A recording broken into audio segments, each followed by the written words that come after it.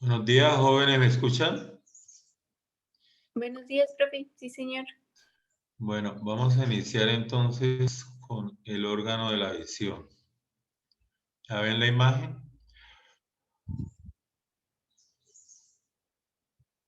Sí, señor.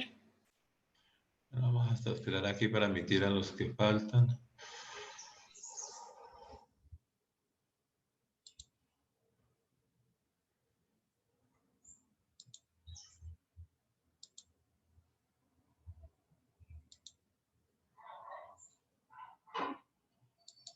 Bueno, vamos a empezar entonces. Vamos a hablar del órgano de la visión. ¿Qué podríamos decir nosotros de este órgano? Que yo creo que es el órgano de los sentidos más importante, ya que todo lo que registramos por la visión tiene que ver con el 70% de lo que hacemos en nuestra vida cotidiana de alguna u otra manera. Entonces, el órgano de la visión pues, está compuesto especialmente por el ojo y sus anexos como la piel. Entonces, acá tenemos las cejas que van a proteger el ojo y que el sudor no les caiga encima. Las pestañas, que son una especie de pelos que nos van a proteger el ojo también, como estamos hablando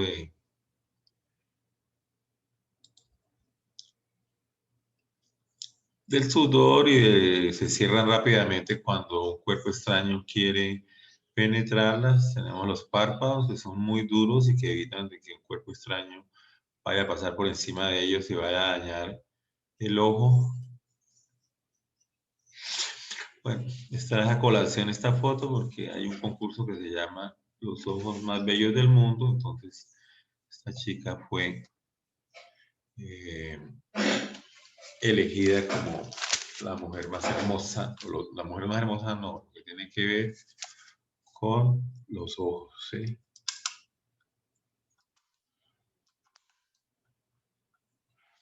Entonces, ustedes pueden ver acá, vamos a ver a qué muchachos todavía. Meter estos 5.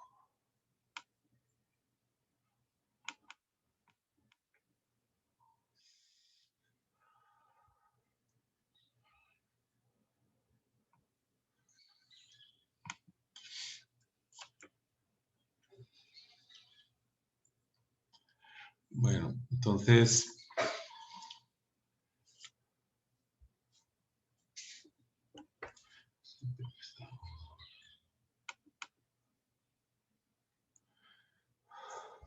bueno, entonces empecemos. Los ojos al hacer un corte, al hacer cortes de frente, nosotros vamos a verlos así de esta forma, los párpados, el párpado superior e inferior. Vamos a ver las pestañas. Vamos a ver las cejas que están en la parte superior. Acá las carúnculas que están en estos lados. La glándula lacrimal que estaría hacia el lado superior y lado superior externo. Cuando miramos el ojo de frente, nosotros podemos ver la pupila, que lo que nos está mostrando es el fondo de la retina y por eso se ve negra siempre. El iris, y acá en el borde del iris empieza la esclera, entonces esto sería el limbo o el borde esclerocorneal, porque la córnea está acá por encima del iris, como lo vemos acá, entonces la córnea está por encima del iris. Esto sería el iris. Y entre los iris, ¿cómo se llamaría esa abertura? Esa abertura, ¿cómo se llamaría? Pupila. Sí, pupila. Entonces, si el iris se alarga, ¿qué le pasa a la pupila? Si los dos iris se alargan. Se constriñe. Bueno, esa constricción de la pupila se llama miosis. Las pupilas muy pequeñas se llaman pupilas mióticas. Y al contrario, cuando el iris se acorta, porque los músculos lo acortan, ¿cómo se llamaría? ¿O qué pasaría con la pupila? Se agranda. Entonces, cuando la pupila se agranda se llama midriasis. Hay que tener en cuenta de que cuando uno muere, las pupilas se agrandan a lo más. Se llaman pupilas plenas y es lo que uno debe mirar en la persona que está muerta. Las pupilas están plenas, lógicamente, pues uno ya sabe por qué no la ve respirando y porque un montón de cosas. Sin embargo, las personas cuando mueren siguen calientes por lo menos una hora y los familiares las tocan a veces y ante esa negativa de que ese ser querido se haya ido, entonces dicen que está viva, ¿cierto? Todo esto lo vamos a ver, pero quería mirarles esto. También hay una parte muy importante acá y es que encima de la córnea, o sea, la córnea es transparente y en el fondo vemos el iris. Entonces, cuando veamos la córnea, el epitelio de la córnea se continúa por encima de la esclerótica, que es esto, la esclera. Y ese epitelio continúa por encima y entre la esclera y el epitelio se meten vasos sanguíneos. Entonces, esos vasos sanguíneos hacen que esta parte de la esclera se vuelva roja. Entonces, esa continuación de la esclera con esos vasos sanguíneos a partir de este borde llamado esclero corneal cubre esta parte de la esclera, se llama la conjuntiva ocular. Y la conjuntiva ocular viene por acá y la conjuntiva ocular se mete allá por el fondo, la membrana, ¿no? Esa membrana de epitelio y tejido conectivo lazo debajo, se mete por debajo y se devuelve por los párpados. Entonces la conjuntiva que está aquí encima se llama conjuntiva ocular, ya se va metiendo hacia allá, llega hasta el fondo de los párpados, se llama fondo de saco conjuntival, y se devuelve y sale por acá. Entonces la conjuntiva nos protege que el ojo, los gérmenes puedan entrar. Entonces tenemos acá, podemos decir que de acá la conjuntiva se levanta y se devuelve, como lo digo en el video que tengo en YouTube, lo tengo dibujado. Y algunos lo han visto, lo pueden ver posteriormente. Esto es una diapositiva, es que esto es una clase con diapositivas, nunca lo había hecho así, pues me tocó reunir bastantes diapositivas y tratar de cuadrarla. Bueno, antes de, ustedes pueden mirar ahí el ojo, siempre lo que vamos a ver en el ojo es que si usted hace un corte por la mitad o si lo hace hacia allá, siempre va a ver lo mismo porque todos estos elementos son simétricos. Entonces,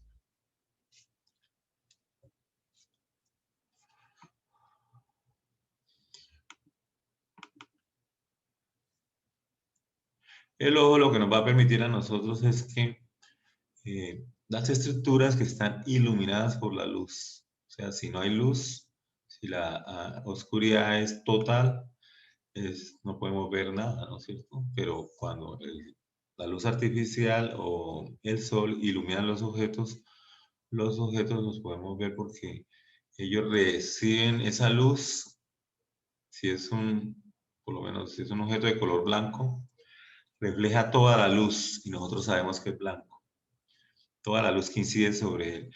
Si un objeto es negro, entonces absorbe toda la luz y nosotros lo vemos negro, porque no refleja nada, ¿cierto? Y entre ellos están todos los demás tonos de colores, o si la luz es a blanco y negro, como sucede en los perros, que ellos eh, ven a blanco y negro. Entonces alguien me dijo cómo los perros ven a blanco y negro. Entonces, ay, ahora se fue esta joda.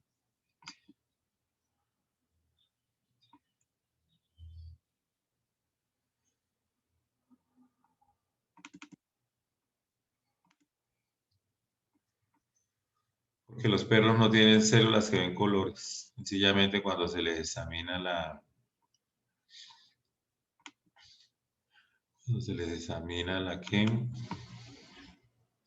la retina, ellos no tienen células que ven colores. Bueno, vamos a olvidar esto acá. Lo que pasa es que siempre estar pendiente de admitir a las personas y lo distrae a uno.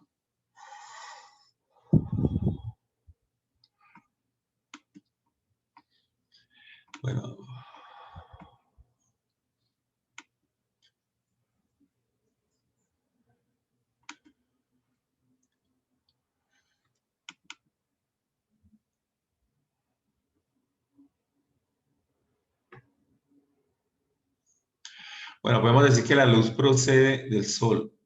El Sol es una gran planta nuclear donde generalmente está hecha de hidrógeno y el hidrógeno se convierte a helio y en ese proceso se desprende luz y calor, ¿no?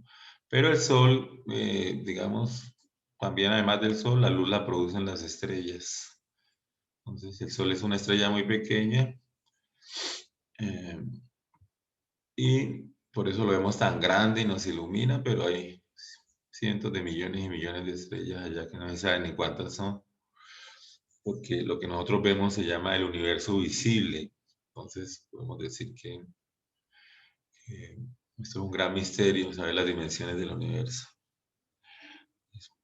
Tanto la luz de todo esto, de todos estos pequeños o grandes soles, porque el Sol es una estrella muy pequeña, van a producir la luz.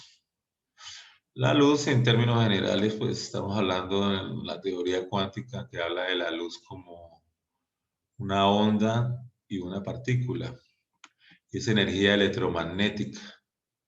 Entonces, el Sol produce todo el espectro electromagnético. Y como ustedes pueden ver, hacia acá hay unas ondas que pertenecen a ese espectro y hacia acá hay otras, ¿no? Por lo cual podemos nosotros ver que todo esto van a formar ondas que tienen amplitud de onda, ¿no?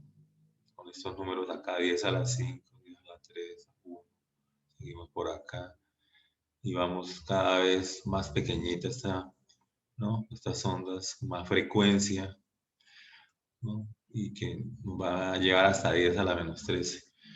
Todo este espectro electromagnético nosotros vemos aquí entonces las ondas de radio, que serían las más grandes.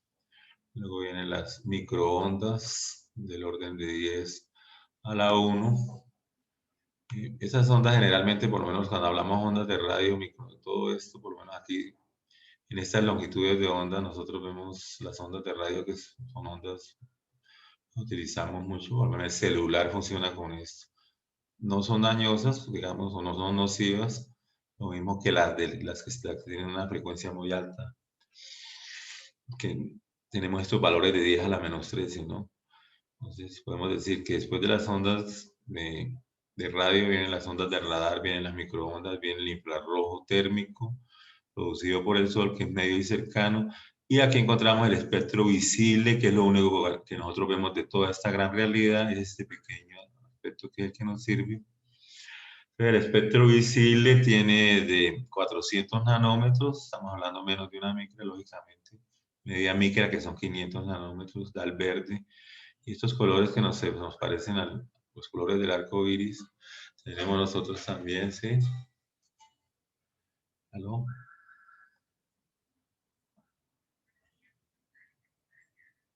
¿Sí?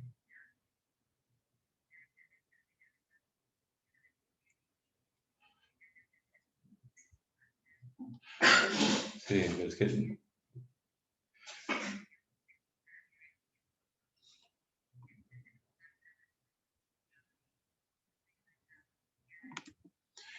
que llamar a la EPS.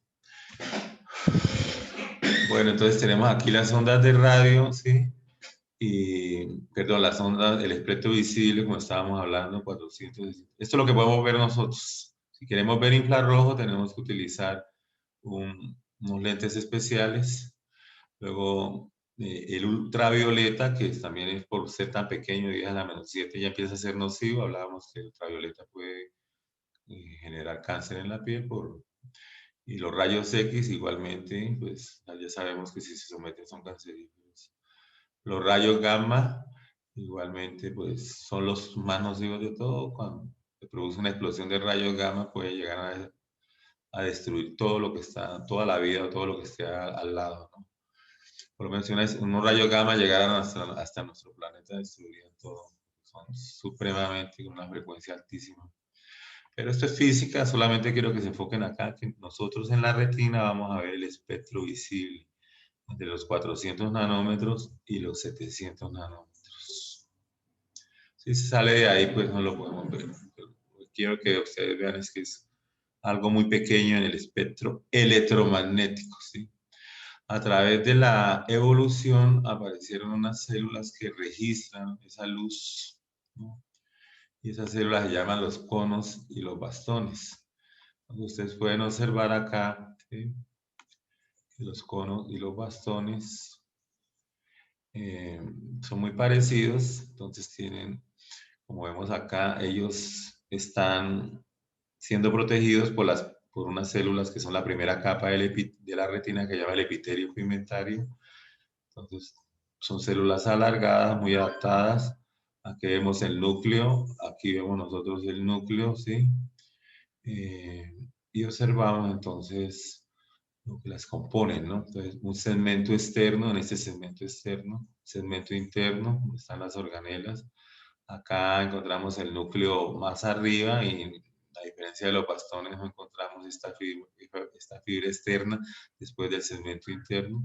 El núcleo está más abajo. Son como neuronas modificadas que han conservado alguna parte, entonces algunos llaman a esto, ¿sí?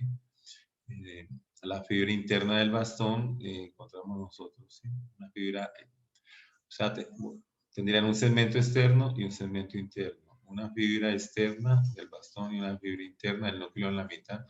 Y finalmente el sitio donde se va a conectar la dendrita de una neurona para llevar la información que reciben estos bastones. Los bastones son largos, más largos que los conos, y los bastones reciben la luz. ¿En qué sitio lo reciben? En el segmento externo. Aquí hay una serie de paneles, entonces en este segmento externo así, ¿sí? Así, nosotros vemos que ahí es donde incide la luz. La luz llega por acá, atraviesa todo esto e incide en este sitio. En este sitio hay un pigmento que se llama la rodosina, que es estimulado por la energía electromagnética, en este caso la luz visible, y ahí sucede una reacción química donde la rodosina, que está hecha por osina y por retinal trans, el retinal trans pasa a retinal cis, bueno, lo van a ver en fisiología. El cono es más pequeño y también tiene unos discos en el segmento externo que van a recibir la luz. Ahí ustedes ven la configuración, tiene, ¿no?, pero termina en un pedículo y este termina en una laminilla sináptica. Los conos son para ver la luz de día, la luz brillante, para distinguir muy bien todos los detalles. Y los bastones son para ver la luz nocturna, ¿sí? Entonces nosotros acá podemos observar las células de los bastones mejor, ¿no? Entonces acá hay unos apartes que ustedes, ¿no? Entonces los bastones, los conos, los bastones son similares, pero los bastones es para ver de noche, ¿no? Entonces, cuando uno quiere ver de noche, tiene que, pues, digamos, los bastones son más sensibles porque hay menos luz y también son más numerosos porque para poder captar la poca luz de la noche, pues necesitamos muchísimo. Los bastones son menos numerosos, estamos hablando de que son aproximadamente de 4 a 5 millones por unos 100 a 120 millones de conos. Están en la retina, ¿no? Pero todavía no hemos empezado a hablar. Quería hablar un poco de los receptores. En esta parte de acá vemos que en realidad la membrana se pliega y forma todos estos discos, esta cantidad de discos. En los bastones la membrana no se pliega, sino que forma como discos individuales en la parte de arriba. Se están formando continuamente a medida que nosotros vemos. Entonces se van desgastando y van desapareciendo. El epitelio pigmentario va fagocitando los residuos que quedan y ellos continuamente están haciendo ese crecimiento. Entonces acá vemos los organelos, vemos el núcleo, lo que hablábamos, ¿no? Los núcleos siempre se disponen en una capa única, como lo hice ahí. No son como los bastones son cilíndricos, estos tienen forma cónica. Y algo importante, los conos son para la luz del sol, para luz de color, para el detalle. Entonces ellos tienen, hay tres clases de conos. Unos conos que reciben la luz verde, otros la luz azul y la luz roja. ¿Quién me puede decir esos tres colores qué son?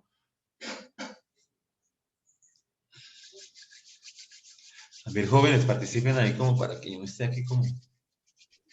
¿Qué colores? ¿Cómo así que son? O sea, el verde y el azul y el rojo, ¿qué colores son? La parte visible del espectro magnético. No, pues sí, de la parte visible, pero no que el ¿Colores amarillo. primarios? Bueno, muy bien, los colores primarios. Entonces uno dice azul, rojo, Profe, ¿sí? el verde no es primario. No, pero digamos que son, el verde no es primario, pero digamos que son los tres clases de conos que hay, ¿no? Sí. Entonces sería el amarillo es como primario, ¿cierto? Pero con estos tres colores que se parecen como los colores de las impresoras de las computadoras, podemos nosotros formar cualquier color, ¿no?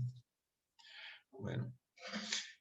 Yo me acuerdo de los colores primarios, dice la bandera es azul, amarilla, azul y roja. Entonces cambiemos por el verde, ¿no? No. Estas células llevan millones de años evolucionando, no solamente en el hombre, en los mamíferos, hay diferentes clases de ojos, los ojos compuestos de los insectos, esos muchos ojos pequeños. Bueno, pero para allá es para que ustedes sepan que unas células del cuerpo descubrieron el secreto para vivir, que era traducir la energía electromagnética del espectro visible, que es el que necesitamos, y delante de nosotros se forma el mundo, con todos los objetos. Lógicamente el aire tiene que ser transparente porque no podríamos ver nada, ¿cierto? Y adquirimos este órgano que es de los órganos más evolucionados, que es el órgano de la visión, ¿sí? Vamos a ver aquí, hay personas.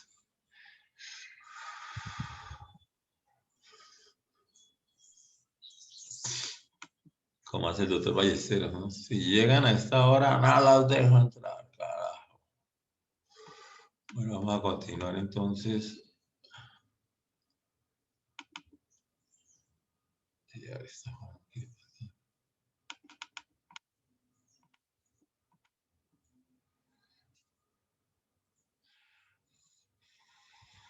23 students.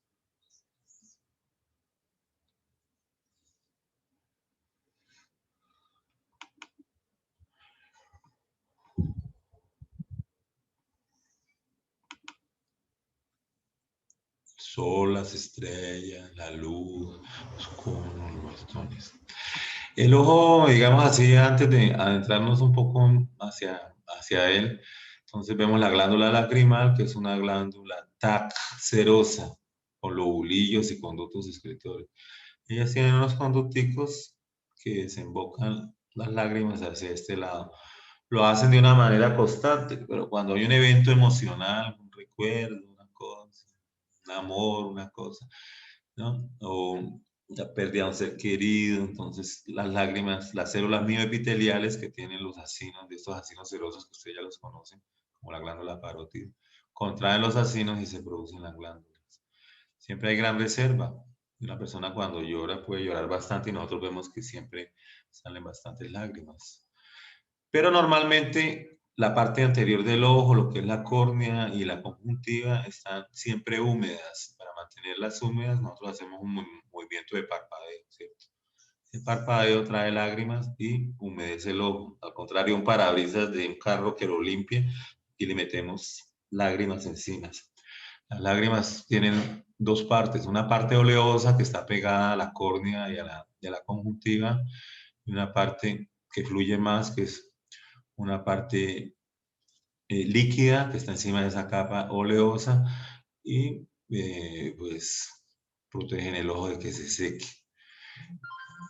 Podemos ver nosotros también que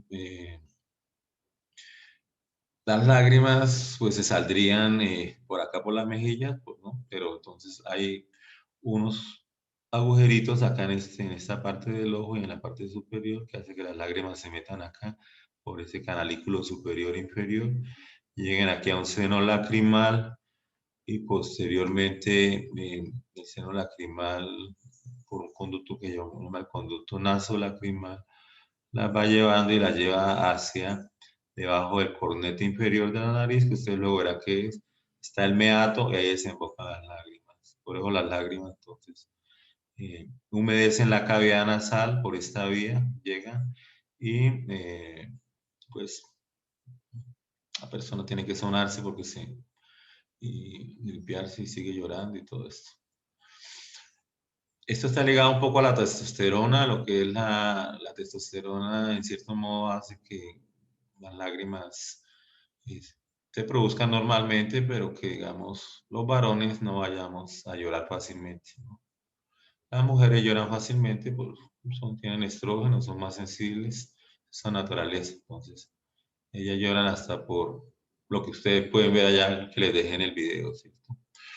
Entonces, en términos generales, nosotros podemos decir que el ojo está constituido por 3 túnicas y por medios transparentes. Entonces, las túnicas son lo que cubre el ojo, la túnica fibrosa. Entonces, tenemos la túnica fibrosa acá, ¿no? Por fuera. La túnica fibrosa vamos a analizar más adelante. La segunda túnica es la que queda de la túnica fibrosa, es esta en azul. Se llama la túnica vascular. ¿Sí? Y luego la tercera túnica que vemos es esta que está en amarillo, que es la túnica nerviosa. Entonces, túnica fibrosa, túnica vascular y túnica nerviosa. Aquí podemos ver que la túnica nerviosa que está en amarillo se continúa con el nervio óptico. Y se perfora la túnica fibrosa y se perfora la túnica vascular para que pueda pasar las fibras del nervio óptico. Esas serían las 3 túnicas. La túnica fibrosa, pues, la parte anterior se llama la esclerótica o la esclera, y en la parte anterior, en este punto, que se llama el limbo esclerocorneal que las divide, empieza la córnea. Es una continuidad. Este punto se llama el limbo esclerocorneal. Pero en vez de ser blanco, completamente blanco, la disposición del colágeno hace que esta parte anterior de la túnica fibrosa sea transparente y sea llamada la córnea. La córnea presenta un radio diferente al radio del ojo. El ojo mide aproximadamente 2.5 milímetros, ¿no? Y en este punto, el radio, como ustedes ven, hay un abombamiento, entonces este círculo sería menor, con curvatura menor, la córnea. ¿No? ¿Para qué? Porque la córnea va a volver la imagen pequeña, es como un elemento de vibración, ¿no? Esto lo vamos a ver bien. También hay otros medios transparentes. Algunos dicen el humor acuoso, el cristalino y el humor vítreo. Entonces, el humor acuoso estaría aquí en la parte anterior del ojo, por delante de esto que llama cristalino. Entonces, el humor acuoso estaría acá. Es un líquido transparente.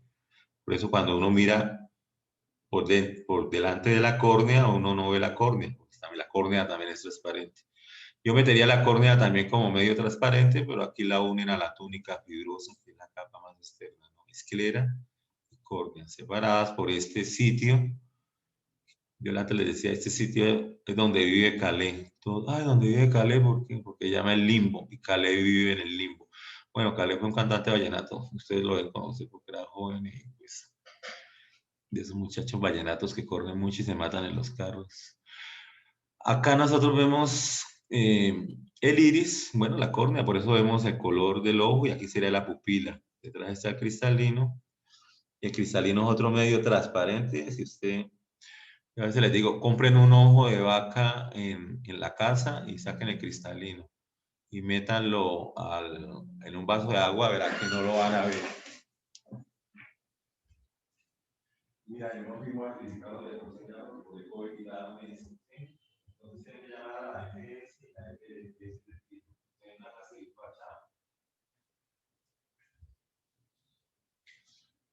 ¿Qué pregunta me iban a hacer, Miguel? Sí, profe, yo quería preguntar, ¿el color del iris tiene alguna función o se ha descubierto alguna función asociada? Pues que la gente que vive en el norte tienen iris azules porque hay menos color, entonces tiene que ver con los melanocitos, ¿sí? Y los africanos y la gente de color tienen un iris no negro, de un marrón oscuro, porque lo único negro verdadero que hay es la pupila, ¿cierto? Entonces uno no puede decir que cuando uno dice que una persona tiene los ojos negros, está mirando que los tiene muy oscuros, un caoba oscuro, pero no completamente negro. Pues más adelante vamos a ver sobre el iris. O sea, yo le estoy dando aquí unas pautas para mirar, pero eso lo vamos a ver en detalle porque para eso tenemos 2 horas. Profe, una pregunta. ¿Sí? ¿Ningún trastorno hace que se vuelva negro el iris? No, pues completamente negro, no. Digamos que no hay trastornos. Pueden haberlos porque hay también lunares y esto, pero acá en esta parte no he visto, como dice Clarita. ¿Sí? En mi larga vida, en mis 30 años, no he visto. ¿Alguna otra pregunta? Lo que yo quiero que vean ustedes es, entonces, pues,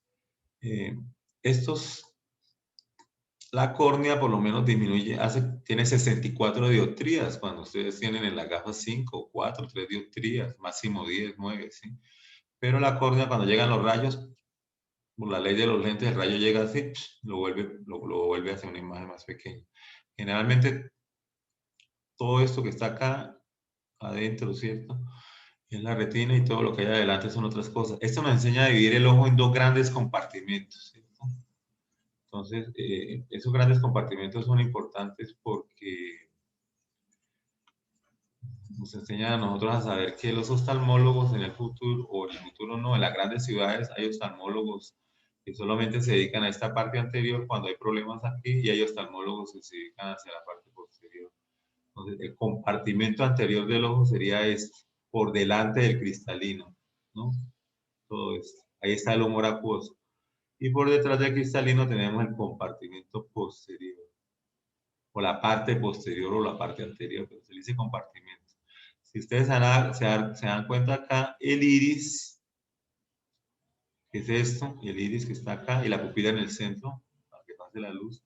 Entonces, el compartimento anterior tiene la cámara anterior entre el iris y la córnea. ¿Sí? Se llama la cámara anterior. Y por detrás del iris, que es más pequeño, entre el iris y el cristalino, aquí en este sitio está el compartimento anterior. Y yo me quiero la cámara anterior acá y la cámara posterior. Las dos forman el compartimento anterior. Entonces, yo quiero pasar de la cámara posterior a la cámara anterior, tengo que venir por acá y pasar por la pupila. Y llego a la cámara anterior. Y ambos forman el compartimento anterior.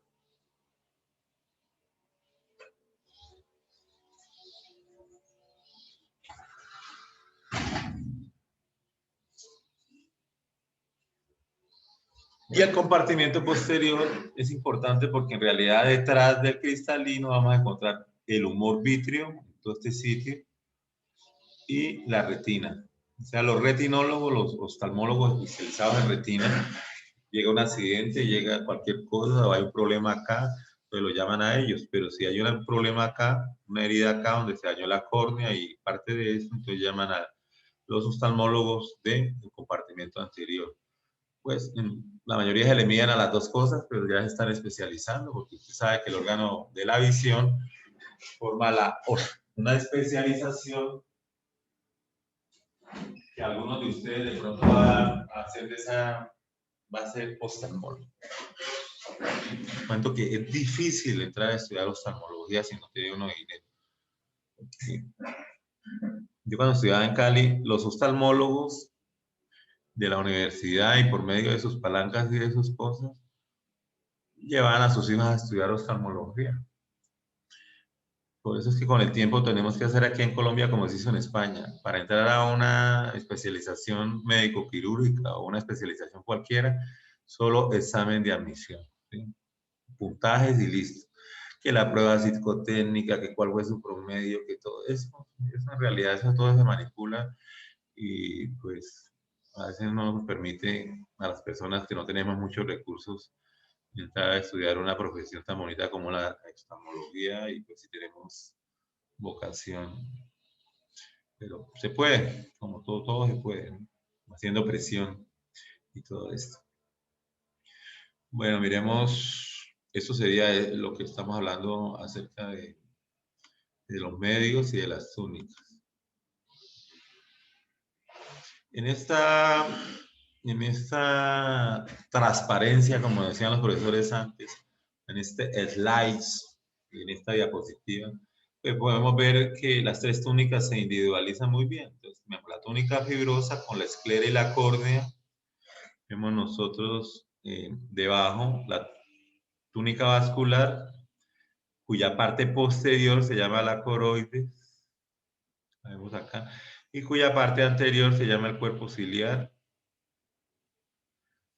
Cuya parte más anterior se llama el iris. Todo eso pertenece a la túnica vascular, que es la túnica media, la que está en rojo. Y vemos la túnica nerviosa, que está aquí como en negro, en pequeñita acá. Entonces la túnica nerviosa solamente llega hasta este sitio. Cuando yo hablo de túnica nerviosa, hablo de la retina. Pero es mejor decirle las tres túnicas, ¿sí? Fibrosa, vascular y nerviosa. ¿Por qué es nerviosa? Es una prolongación del sistema nervioso. O sea, el sistema nervioso como que sale y se mete por acá y forma esa retina que tiene neuronas. Entonces uno se pregunta, ¿cuál es el sitio del sistema nervioso central que está más cerca al mundo externo? Sería este, porque yo perforo aquí y ya toco el sistema nervioso fácilmente. Pero no es ese. Es el epitelio olfatorio que queda arriba, ya cuando el cornete superior hacia atrás, las neuronas están expuestas al aire completamente. Los cilios de las neuronas del epitelio olfatorio pueden sensar el aire y los olores que las partículas odolíferas van cayendo sobre esos cilios que tienen las neuronas, que son las dendritas, prolongaciones. Entonces, el sitio más cerca al mundo exterior es el epitelio olfatorio. Y de segundo podríamos hablar la retina. Pero, pues la retina está protegida aquí por la córnea, entonces no está tan cerca. Entonces, esas serían las tres túnicas del ojo. Nosotros empezaremos a hablar por la túnica fibrosa. ¿Qué tiene la túnica fibrosa? Entonces decimos que tiene la esclerótica, que tiene más o menos 1 milímetro de grosor. La córnea, que es igualmente gruesa, más gruesa en estos bordes acá, 1 milímetro. Algunos hablan de 1.2, eso es relativo a las medidas. Pero dense en cuenta que la túnica fibrosa tiene, que es la cápsula del ojo, ¿sí? Protege el ojo porque la túnica fibrosa está hecha de colágeno. Acá podemos ver nosotros que las tres túnicas se pueden ver en un corte. La túnica fibrosa iría hasta acá. Debajo de la túnica fibrosa queda la túnica vascular, que sería esta. Y a partir de este sitio termina la túnica vascular, empieza la retina. Solo quiero decirles que de acá hasta arriba, donde termina tenemos más o menos 21 capas, ¿sí? Esas 21 capas, pues, tienen que ser, pues, dilucidadas por usted y aprendidas, pero eso en términos generales, después de mirar, no es tan difícil, ¿no? Entonces, vamos a observar la túnica fibrosa. Entonces, la túnica fibrosa o capa externa, nosotros podemos ver acá las cosas que hemos hablado de ellas. Por ahora decimos que tiene una córnea que está bombada, que es transparente, hace parte de la túnica fibrosa, y una esclera. Y al mirar acá la túnica fibrosa, en este sitio no está completamente cerrada, no está abierta como está acá, porque ahí nace el nervio óptico. Entonces, este es el sitio más débil que presenta la túnica fibrosa, es este, porque aquí hay huequitos, se llama área cribosa. Hay pequeños huequitos que dejan salir las fibras del nervio óptico de las neuronas que están aquí en la retina. Ellas tienen que salir a llevar la información por este nervio óptico. Aproximadamente 1 millón de fibras salen por acá, vienen en paquetico. Entonces, esta área de la túnica fibrosa está perforada por muchos agujeritos para que salgan las fibras del nervio óptico. No 1 millón de agujeritos porque ya salen en paquetes, ¿sí? Pero sí muchos. Entonces, si aquí hubiera una presión muy alta, el ojo tiene presión intraocular porque tiene líquidos y pues para mantenerse así con esta forma, aquí dice la túnica fibrosa protege las delicadas estructuras internas, ¿no? Y mantiene la forma de este globo ocular, lo mantiene tenso, ¿sí?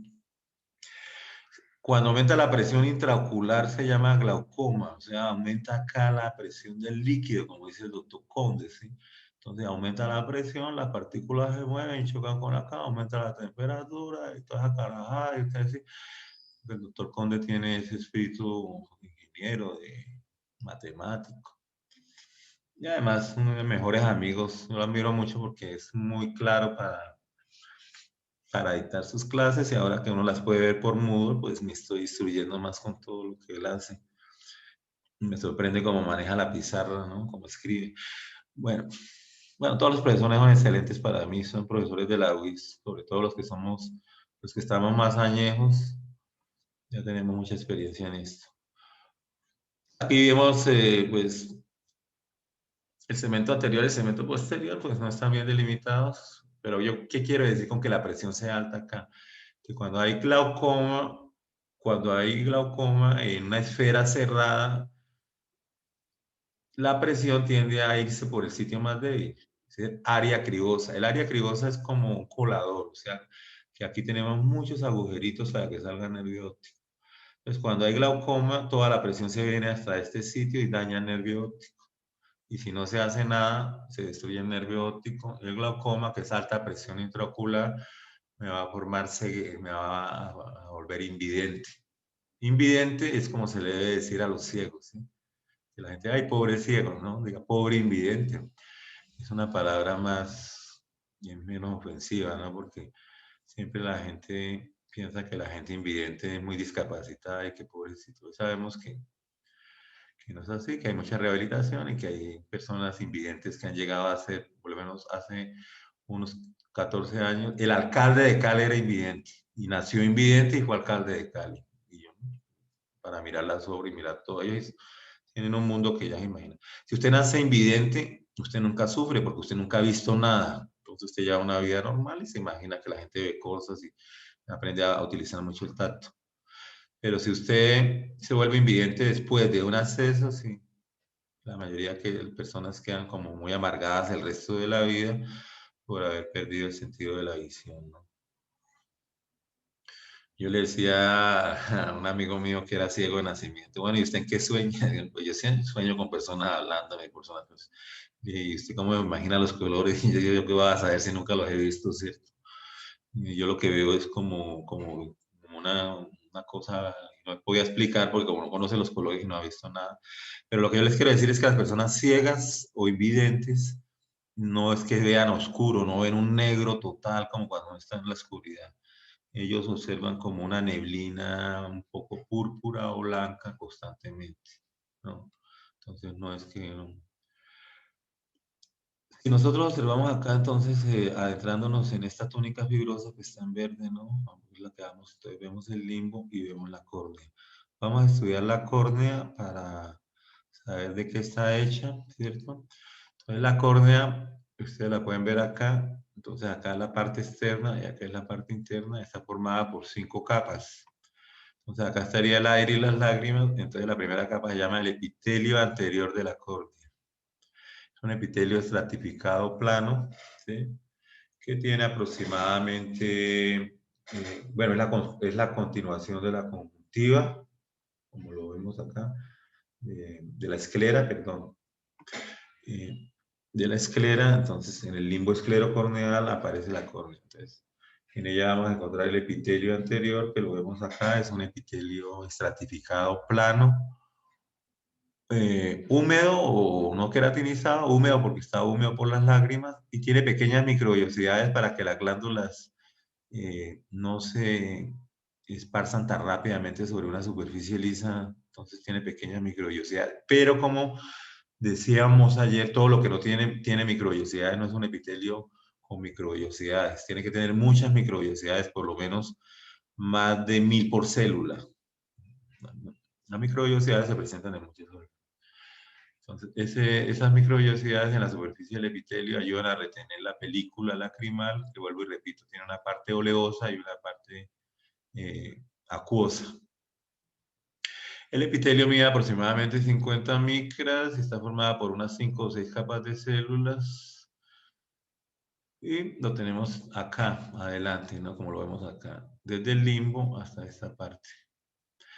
La segunda capa de la córnea se llama la membrana de Bowman. Entonces acá es como la membrana basal del epitelio, ¿sí? La membrana de Bowman se sitúa inmediatamente profunda al epitelio corneal.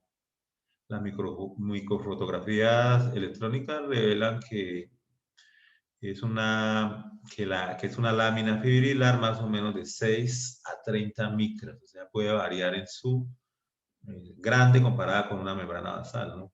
Se mide del orden de solamente una micra o menos, ¿sí?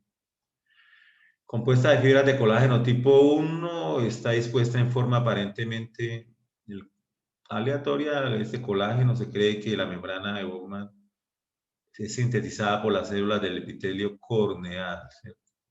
Las que están en la parte basal. Y el estroma, que queda más abajo, que lo vamos a ver ahora, también colabora con la síntesis de esta membrana, ¿sí? Las fibras nerviosas sensitivas que pasan a través de esta estructura, ¿sí? Entran y llegan hasta acá, hasta el epitelio, para que tengamos sensibilidad. Son fibras amielínicas, como las terminaciones nerviosas libres, ¿no?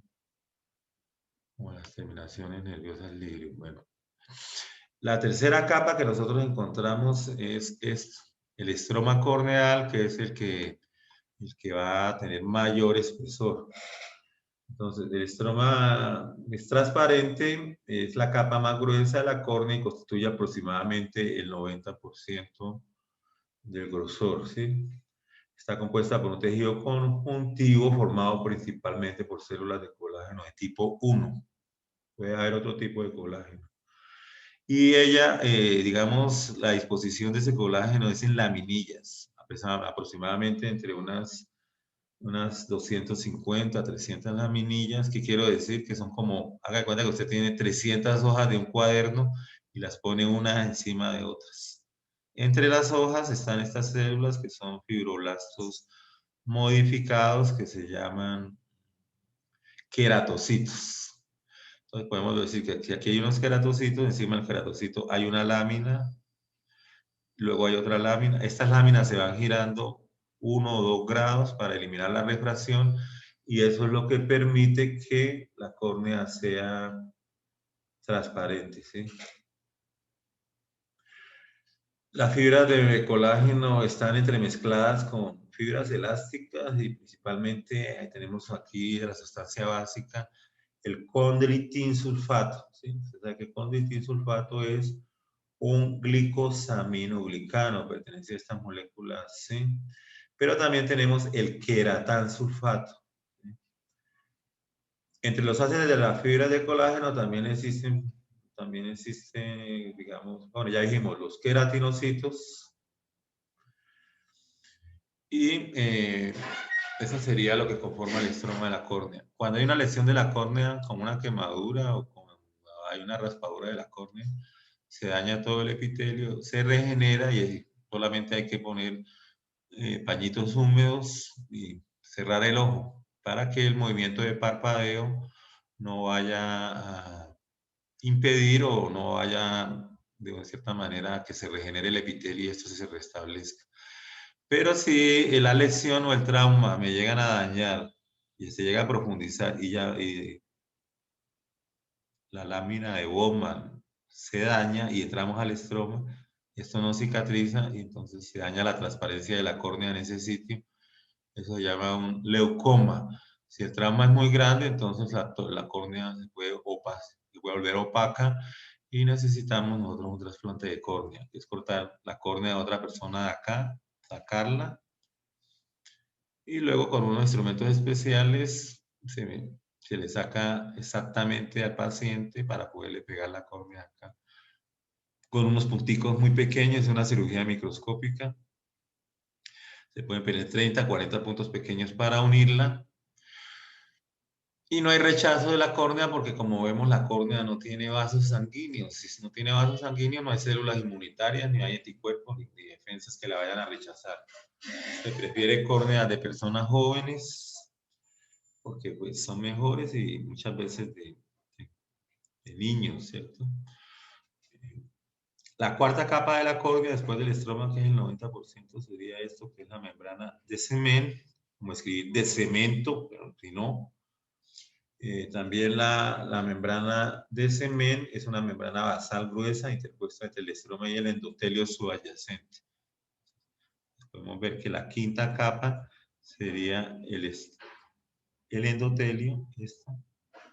endotelio subyacente a la membrana de semen. Aunque esta membrana es fina, más o menos de 5 micras, la membrana de semen, ¿no? 5 micras al nacer y homogénea en las personas jóvenes. La microscopía electrónica ha encontrado que en adultos mayores se vuelve más gruesa y puede tener hasta 17 micras y presenta estrías transversales y un modelo hexagonal de fibras. Bueno, para ir hasta allá tendríamos que ya ser oftalmólogos, porque ya esto es demasiado largo. La quinta capa, que es el endotelio corneal, no es un endotelio como el endotelio que se encuentra en los vasos sanguíneos, ¿no? Se le dice endotelio porque al principio veían células planas, pero eso es un epitelio cúbico bajo, no es plano, mire que las células son más altas. Y este endotelio entonces tiene que ver con que la córnea no sea infiltrada por el humor acuoso que estaría acá. Aquí ya estamos dentro del ojo, en la cámara anterior del compartimento anterior. Entonces, esto sería la córnea. Voy a hacerle una pregunta. ¿Por qué le dicen la córnea? A ver, muchachos. Hagan sinapsis. ¿De dónde le viene la palabra córnea? Bueno, viene de cuerno, puede ser, viene de cornificado. ¿Qué es cornificarse? Bueno, cuando usted va a comprar pescado, como lo digo en el video de YouTube, usted le dice a su mamá que miren pescados que tengan la córnea transparente. Cuando las personas mueren, al cabo de 12 horas, la córnea se empieza a volver blanca, a opacificar, ¿no? Y con el tiempo, pues, entonces, los antiguos la llamaron la córnea porque era transparente y luego se cornificaba. Pero sabemos que también se puede volver blanca por traumas y ameritar trasplante de la córnea, ¿sí? El endotelio corneal, entonces, algunos lo ven como epitelio simple, ¿sí?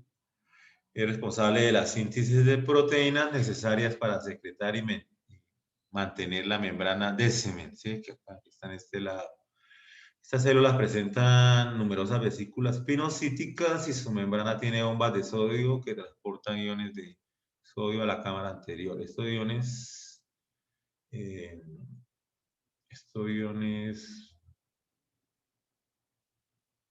se siguen pasivamente de iones de cloruro y de agua, como para hablarles de un poco de la parte bioquímica. De este modo, el exceso líquido del estroma se reabsorbe o es reabsorbido por este endotelio, lo que mantiene el estroma relativamente deshidratado. Es un factor contribuyente a mantener la calidad refractiva de la córnea. Si hay mucha agua, se puede edematizar la córnea. Y una de las cosas que sucede cuando se edematiza, edematizar es como hinchar o que le entra líquido, ¿sí? Es que cuando la córnea está edematizada es capaz de doblar la luz blanca en luz de colores. Las personas cuando miran un foco, un bombillo, lo que sea, ven alrededor un arco iris. Entonces, eso les está diciendo indirectamente que están empezando a tener glaucoma. Además del dolor en el ojo y el dolor de cabeza en la parte que envuelve la órbita. Entonces, cuando un paciente les diga a ustedes que ve como un arco iris cuando mira bombillitos, usted puede pensar en esto. Y tiene que tomarle la presión intraocular, ¿sí? La presión intraocular. Profe, una pregunta. ¿Sí? ¿Con qué propósito la membrana de semen se agranda con la edad? Se ancha, ¿sí? Porque dice que pasan de 5 micras en el recién nacido a 17 micras. No sé, son preguntas difíciles porque se están investigando, ¿no? Pero debe haber alguna razón, la vejez. Aún hay cosas que le crecen en la vejez, como la nariz y las orejas. Los cartílagos crecen, va creciendo siempre. Y la piel, como hablábamos, los fibroblastos van muriendo, entonces cada vez tenemos menos colágeno, elasticidad, y la epidermis también se va esto dañando, ¿no? Con la vejez. Ustedes que están nosotros que ya estamos añejos, como decía el Papa, ¿sí?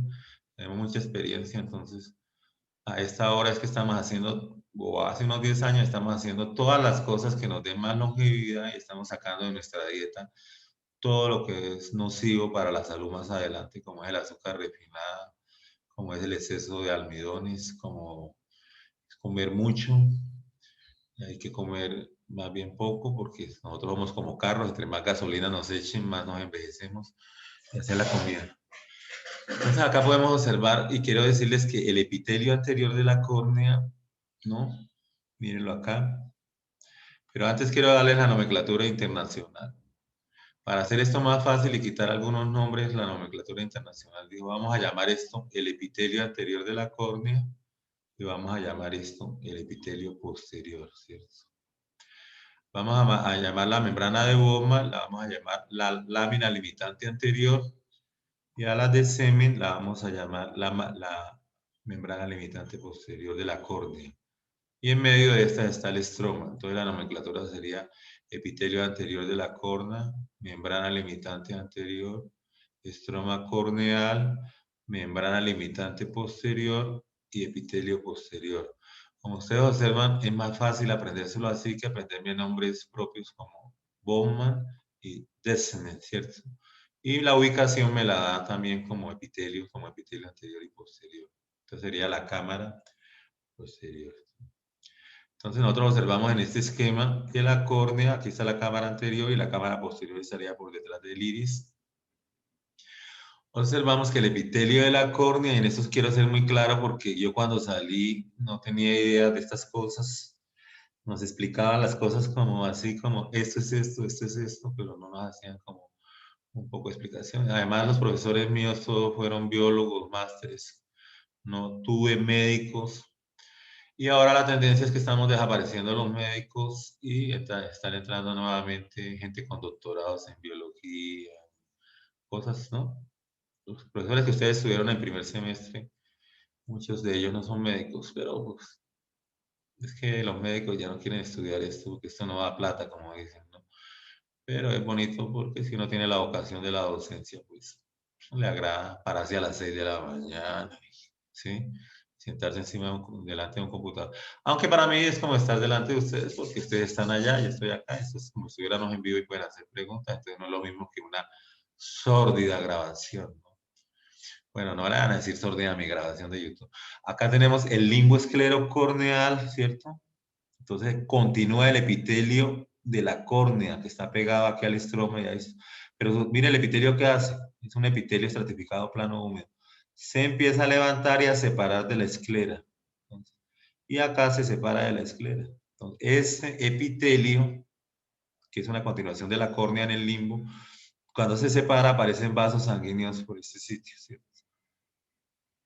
Y entonces cuando hay una inflamación, eso se llama la conjuntiva. El epitelio y tejido conectivo de abajo. Como hay vasos sanguíneos, entonces, ¿qué sucede? Que se va a poner el ojo rojo, ¿cierto? Entonces lo vemos acá. Acá vemos la pupila, vemos el iris, el limbo. El epitelio de la córnea se continúa, pues transparente, ¿no? Se continúa. Y debajo del epitelio aparecen vasos sanguíneos y ahí sí debajo está la esclera. Entonces la conjuntiva es una membrana que cubre la esclera en esta parte anterior del ojo. Y esa membrana se va hacia allá, llega hasta el fondo del párpado y da la curva. Y sale acá al borde del párpado. Entonces la que cubre el ojo se llama conjuntiva ocular, luego viene el fondo de saco conjuntival cuando da la vuelta y luego se viene sobre el párpado llamándose conjuntiva palpebral.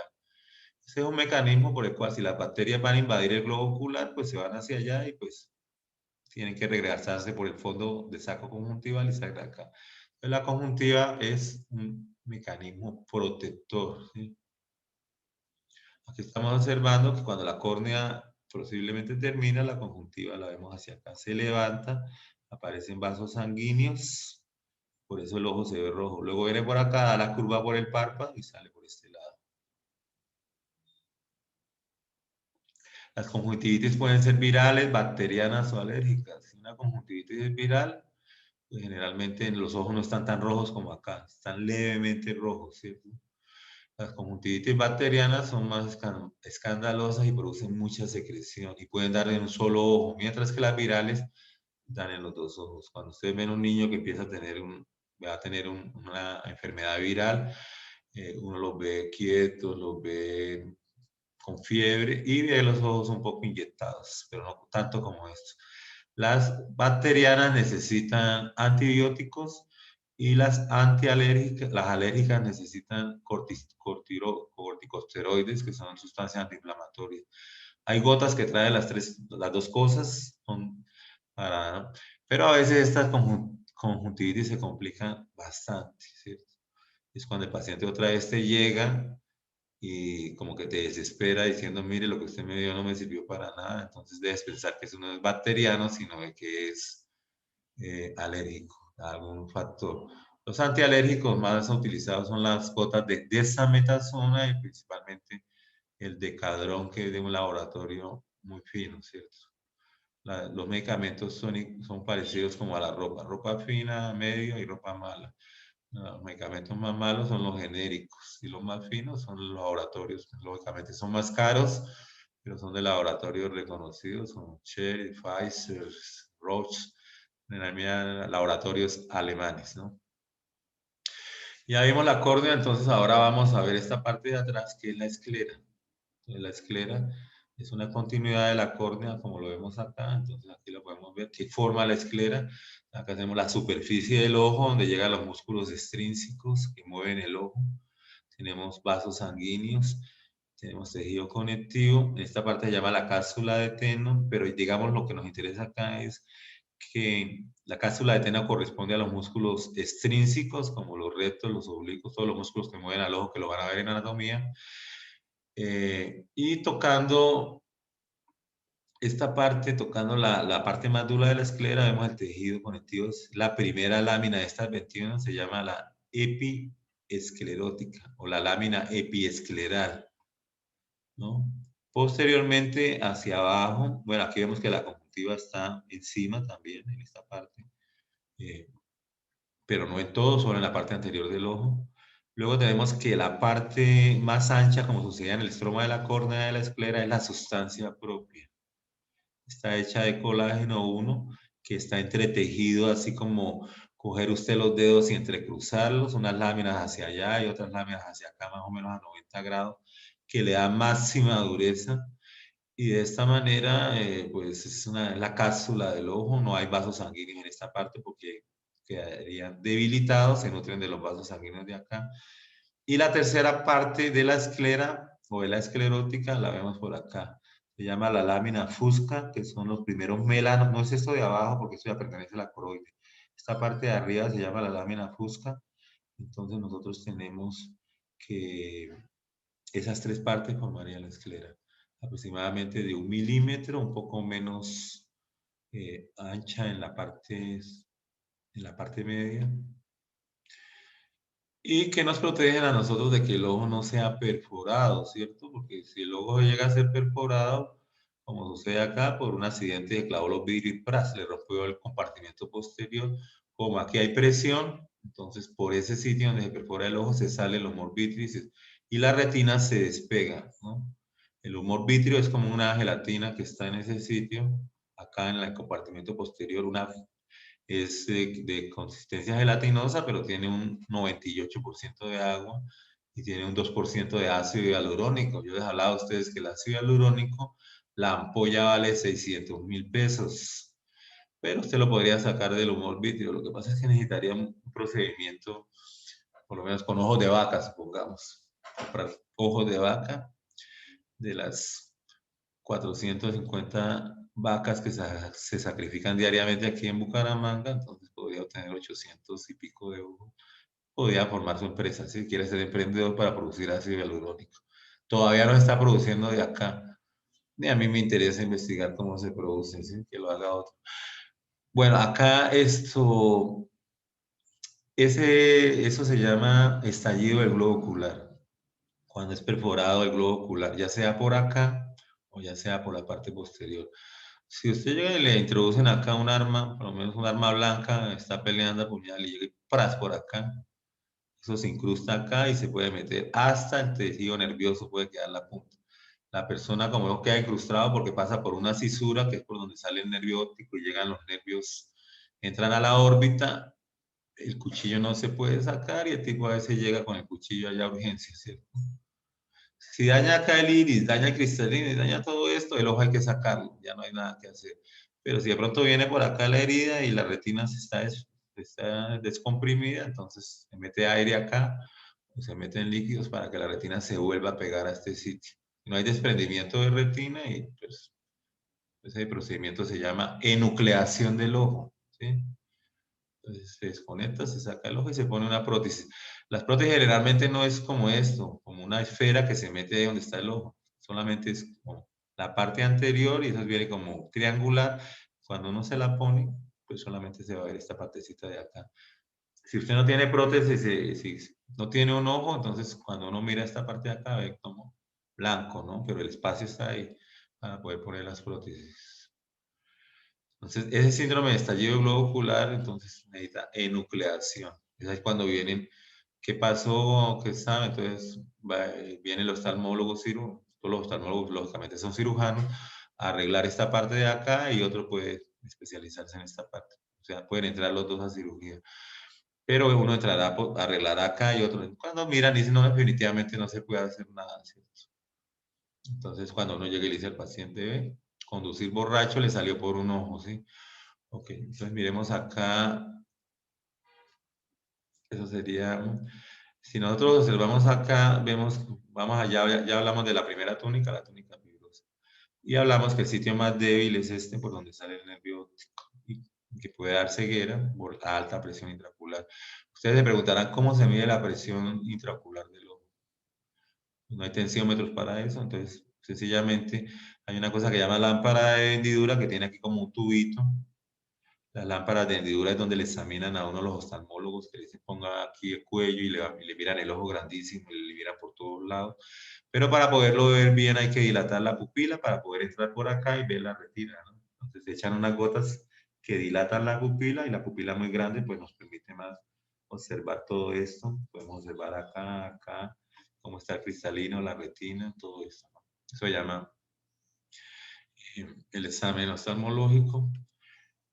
Bueno, la segunda capa que nosotros estamos viendo es la túnica, ya le dijimos vascular, entonces la túnica vascular tiene dos partes. La parte posterior se llama la coroides de la túnica vascular.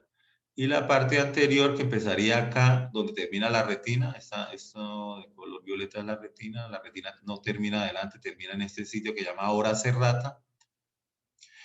Ahí sigue la túnica coroides, pero desde ahí empieza el cuerpo ciliar. Entonces tenemos una parte posterior llamada coroides y una parte anterior llamada cuerpo ciliar. Entonces estudiamos la coroides. La coroides o túnica vascular se caracteriza por tener una gran cantidad de vasos sanguíneos, ¿sí? Entonces acá vemos la esclera, lo que estábamos hablando, la epiesclera, la sustancia propia de la esclera y la lámina fusca en esta parte. Entonces, la coroides presenta que inmediatamente de la lámina fusca, eso siempre ha sido un debate, ¿cuál es la lámina fusca? Como por acá encimita, los primeros son melanocitos, lo que tenemos nosotros acá. Entonces, ya la primera parte de la esclera, que sería la capa número 4 bajando, sería la lámina supracoroidea. Todo esto, todo esto. Y la fusca estaría por acá encima. Entonces, la lámina supracoroidea nos hace un sello de melanocitos alrededor de todo el ojo, como lo vemos, porque la coroides es todo esto, ¿cierto? Entonces, la lámina supracoroidea estaría por acá encimita, para que la luz no vaya a entrar por ningún otro lado. La luz solo debe entrar por la pupila, que es tan pequeña. Bueno, aquí vemos nosotros, son las ventanas al mundo, ¿sí? Sin embargo, el mundo es tan grande y las pupilas son tan pequeñas, ¿no? De tal manera que esa lámina supracoroidea forma un sello. La segunda capa de la coroides es la capa coriovascular. Aquí la nombran como estroma, pero vamos a llamarla coriovascular porque está formada de vasos grandes. Y estos vasos son vasos venosos que ya están llevando la sangre desoxigenada, porque es un drenaje de la nutrición del ojo. Después de la coriovascular viene una capa que está pegada a esta, que sería la primera capa de la retina, que es una capa de capilares. No los vemos aquí muy bien, longitudinales, pero sí los podemos ver en el laboratorio. Se llama la coriocapilar. Después de la coriocapilar aparece la primera capa de la retina, pero la primera capa de la retina es, ¿sí?, la separa una lámina muy delgada que tiene 5 capas, que se llama la membrana de Bruch. La membrana de Bruch me separa la retina que empezaría acá, no vemos las demás capas, de la coroides. Entonces, en términos generales, la coroides está formada por la lámina supracoroidea, la capa coriovascular, sangre venosa, y la capa coriocapilar, con sangre arterial, y una lineecita rosada muy pequeña que me separa la retina de la coroides, que se llama la membrana de Bruch. Más adelante vamos a ver, cuando nos acerquemos a retina, cómo está formada la membrana de Bruch, que algunos le dicen que es tierra de nadie porque no se sabe si pertenece a la retina o pertenece a la coroides, ¿no? Está ahí en el borderline de las dos. Una parte de la membrana de Bruch pertenece a la retina, como lo vamos a ver más adelante, y otra parte pertenece a la coroides. Entonces, acá podemos ver las dos capas que hablábamos, la parte posterior del ojo, ¿sí?, en la pared del ojo.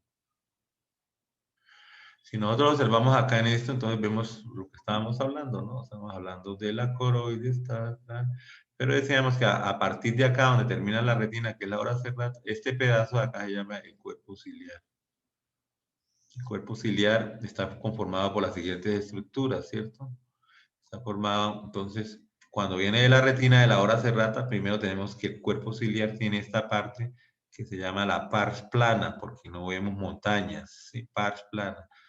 Y luego cuando el cuerpo ciliar, que es una continuidad, acá, ¿no? Vemos que es una continuidad de la retina. Entonces, esta parte negra es el epitelio pigmentado de la retina que ha continuado en el cuerpo ciliar, ¿sí?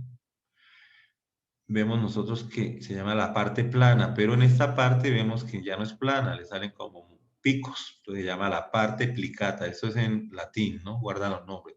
Pars plicatas, pars plana, pars parte, ¿no? Entonces forman estas montañas que llaman los procesos ciliares.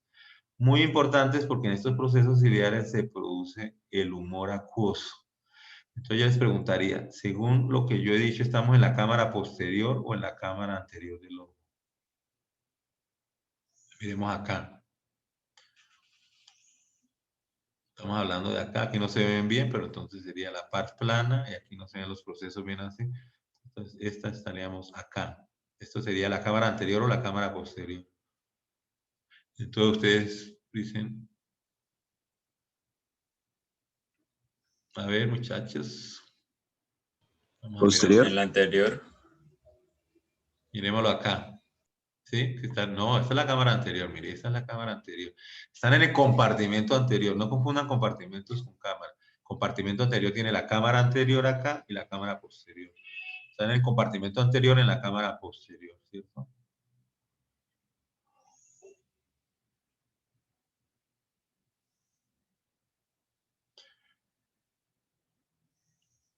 Aquí también estamos la parte plana de esa coroides, la parte de los procesos ciliares, que es la pars plicata.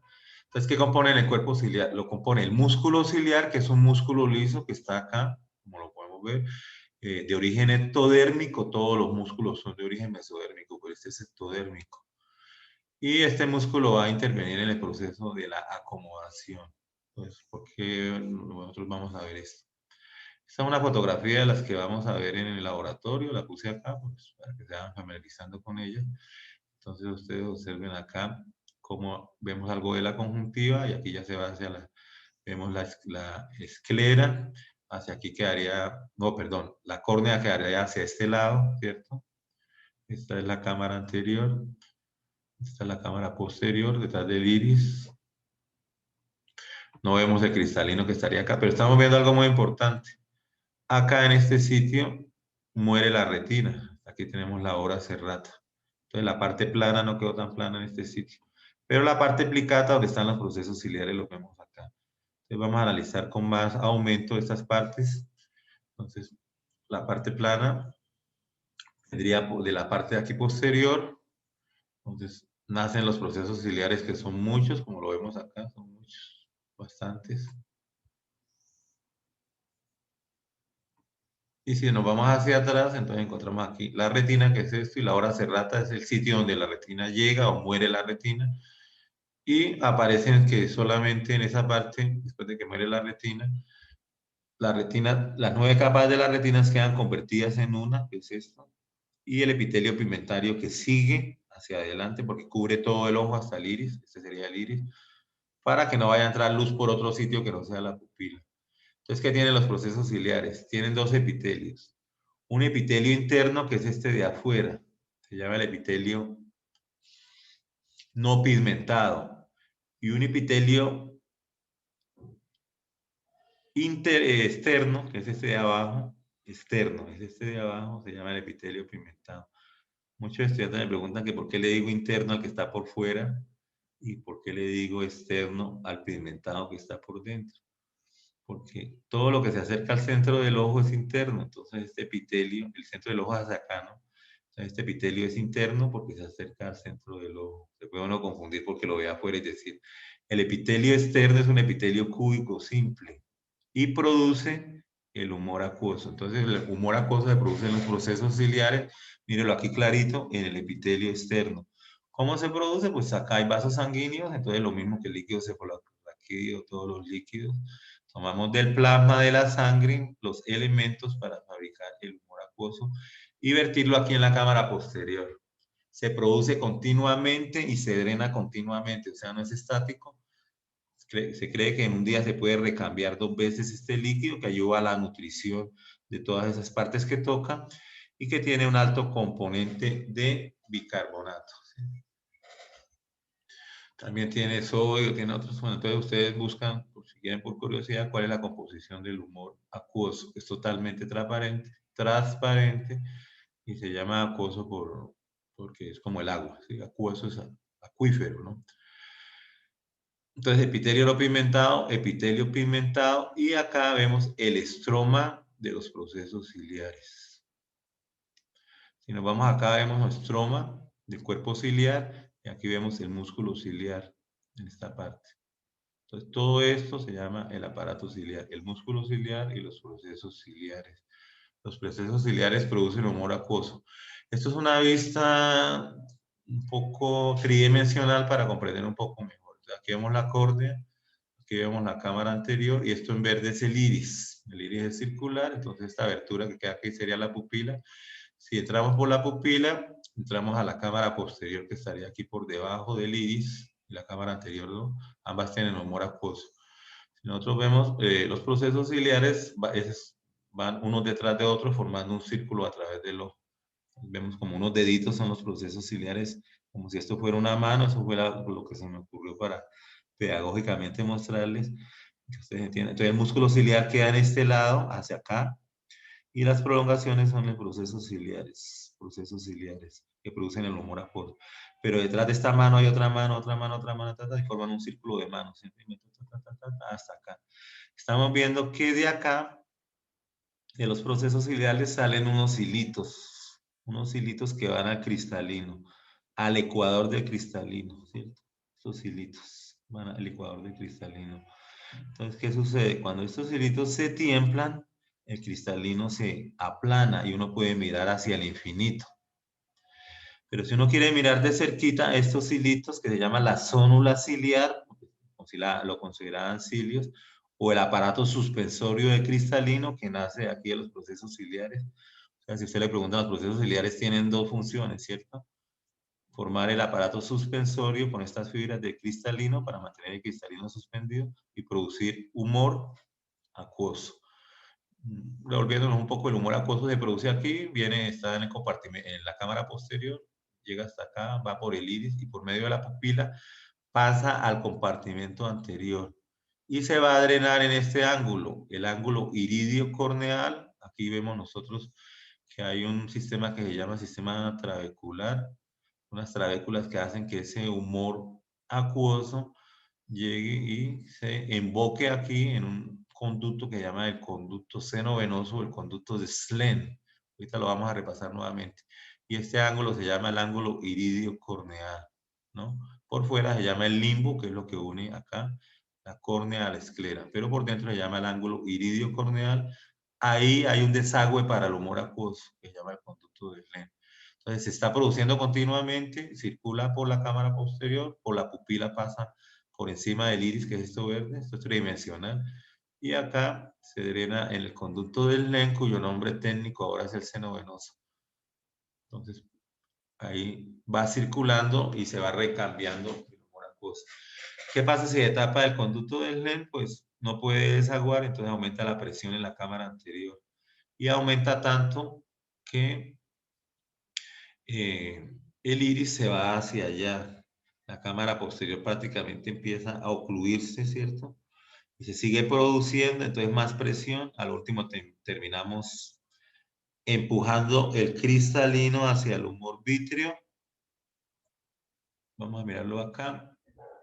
Entonces, si yo tengo mucha presión en esta parte anterior, entonces yo empujo el cristalino hacia el humor vítreo. Entonces la presión se comunica hacia el humor vítreo. Acá, mira, este cristalino se va hacia allá y se va, esto se tensa. Aumenta la presión acá y la presión acá, entonces busca el punto más fácil para liberar esa presión, que es el área cribosa por donde sale el nervio óptico. Esto también se llama la papila óptica, este segmento por donde sale el nervio óptico. Entonces, ¿qué debo hacer yo? Tengo que destapar el conducto del Lenz que está aquí en el ángulo iridio corneal. Generalmente se hace con cirugía láser. Y los resultados son los esperados, ¿no? Entonces, me parece muy bonito este esquema en ese sentido, ¿no? Miremos algo sobre el músculo ciliar y la acomodación, pero antes hablemos algo de cristalino, ¿cierto? El cristalino es una lente, ¿no? Que presenta las siguientes partes, ¿no? O sea, si nosotros miramos acá, en la parte anterior está la cápsula anterior de cristalino, que es de tejido conectivo, ¿sí? Y por acá está la cápsula posterior. Si examinamos la cápsula anterior, que es este tejido conectivo, vemos que es como una de las excepciones donde detrás de un tejido conectivo, como es la cápsula anterior de cristalino, se encuentra el epitelio subcapsular, que es un epitelio cúbico simple, y algunos pues consideran de que este epitelio es cilíndrico, ¿no? Aquí se ve cilíndrico. Una de las cosas para uno saber si un epitelio es cúbico o cilíndrico no es tanto mirar la altura, sino mirar la forma de las células. Si las células son redondas, el epitelio es cúbico. Si las células son ovaladas y en este eje así, el epitelio es cilíndrico. Pero pueden haber variedades de cúbico alto, que no alcanza a ser cilíndrico, y cilíndrico bajo, que no alcanza a ser cúbico. O sea, hay unos... Ahora, el cúbico alto no es igual al cilíndrico bajo, se diferencian un poquito. Pero eso ya es para nosotros los que somos, pues, tenemos maestría en histología. Imagínense, yo 2 años y medio estudiando solo histología en la Universidad del Valle, ¿sí? Bueno, eso es muy bonito, porque yo soy de familia de docentes, tanto tíos, padres, todo eso. Pero, pues, todavía ejerzo la medicina. Un día me puse a pensar cuando ya 5 años de docentillo, pero ¿por qué yo me voy a poner a retirarme de la medicina si tengo compañeros que son biólogos y no pueden hacer consultas médicas, ni pueden trabajar en una EPS o cosas así? Y pude retomar mi trabajo de médico y hasta el día de hoy lo tengo y no me arrepiento porque me representa money. La money es importante, no mucha, pero sí es importante, ¿no? Pues antes de leer a Gandhi me parecía que el dinero era importante. Después de leer a Gandhi, pues me sigue pareciendo que es importante. ¿Qué estamos viendo acá? A ver, yo quisiera que ustedes, según lo que hemos descrito, me comentaran qué es esto, qué corte es y qué estamos viendo. Ese es el ojo, no es un corte en el ojo, ¿sí? Bueno, ya saben ustedes, este es el cristalino, ¿no es cierto? Entonces hemos hecho un corte así como, yo podría decir coronal, sí. Porque los cortes que estábamos viendo son sagitales. Entonces yo, coronal es que voy el ojo va entrando, entra la córnea, entra, y de pronto corto, y he cortado por el aparato ciliar, ¿no? Entonces el aparato ciliar tiene el músculo ciliar acá, vean. Este es el músculo ciliar, ¿qué serían estas cositas? ¿Qué sería esto? Los procesos ciliares, ¿sí? Y si estos son los procesos ciliares, ¿qué serían estas piticas?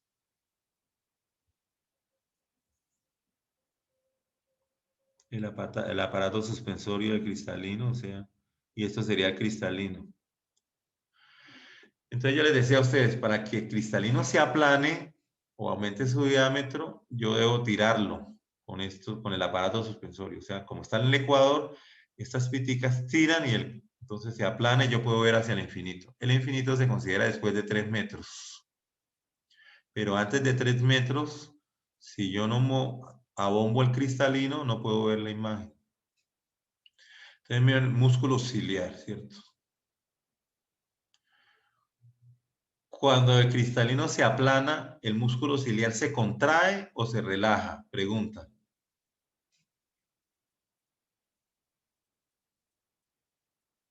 A ver, jóvenes. Se contrae, ¿no? Contrae. Sí, les estoy haciendo la pregunta a propósito porque es totalmente lo contrario. Cuando el músculo ciliar se contrae, estas piticas se aflojan y el cristalino queda libre y se abomba porque él está siendo presionado a estirarse.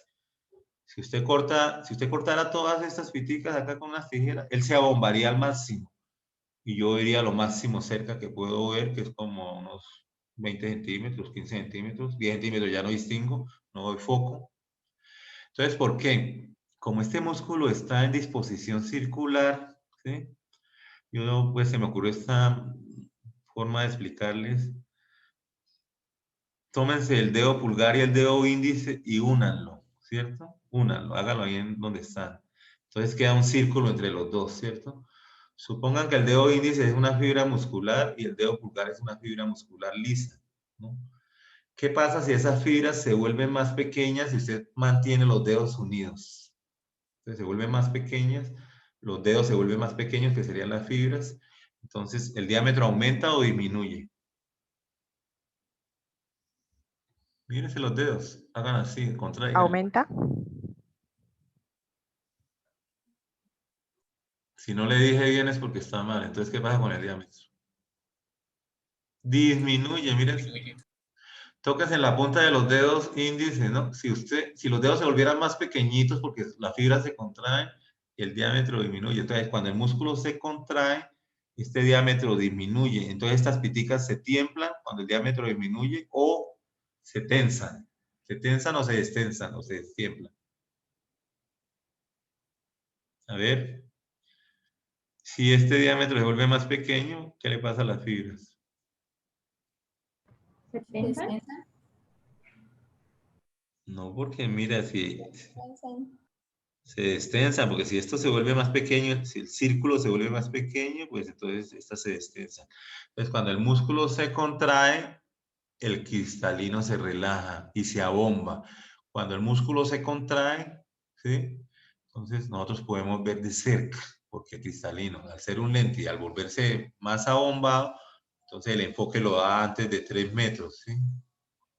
Es lo contrario. Ustedes luego le meten. Y así también es para el iris, como lo vamos a ver más adelante. Por eso es que si nosotros miramos al infinito nos sentimos más relajados. Estamos pegados por lo menos yo estoy pegado a un computador 2 horas. Yo quedo muy cansado por mantener este músculo contraído tanto tiempo. Entonces, ¿qué hago yo? Miro hacia allá, miro las montañas, el cristalino se relaja, descansa un poco la contracción continua del músculo.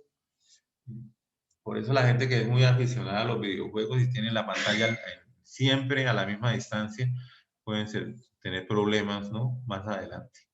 Pues, lo mismo cuando ustedes estén estudiando, relajen el músculo unos 5 minutos. Generalmente se acostumbra a estudiar 50 minutos y descansar 10 minutos cuando uno está preparando el examen. O 45 y 15 es una fórmula, ¿no? Donde usted va a hacer una actividad totalmente diferente, que es hacer nada, o sea, no por descansar, relajarse, pensar que todo es oscuro para que su cerebro descanse. Eso se llama meditación. La meditación consiste en que el cerebro no piense en nada, ¿no? Eso lo hacen hasta que logran poner casi la sinapsis en cero, es una relación, es muy difícil, ¿no? Pero de todas maneras es la manera de descansar, no es ponerse a ver una película, otra cosa, porque ahí tiene que funcionar, o un noticiero. Todo. Cuando ustedes estén estudiando, les aconsejo no hagan sinapsis con otras cosas, porque la memoria entonces se digrega un poco, pierden lo que han estudiado muchas veces. Y ahora que el previo es el fin de semana, pues tiene más o menos cerca de unas 25 horas de estudio, ¿sí? Y lo distribuyen bien sin necesidad de tener que trasnochar.